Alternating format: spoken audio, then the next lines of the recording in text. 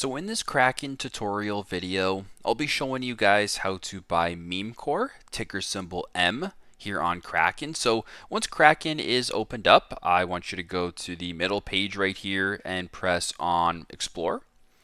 At the top, press on the search bar and then type in ticker symbol M for MemeCore right here. Now you have to go ahead and slide down, or you can just type in MemeCore right here and go ahead and press on that.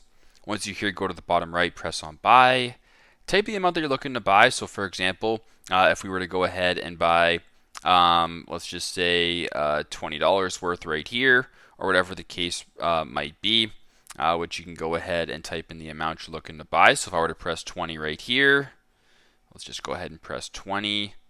Minimum amount is 385, which exceeds your funding limits. Please try another payment method. So if we were to go ahead and do another payment method right here, you're going to have to go ahead and do that. So let me just go out and press on buy, and then I will press $20 just like this. If all looks good, you want to go ahead and press the purple arrow.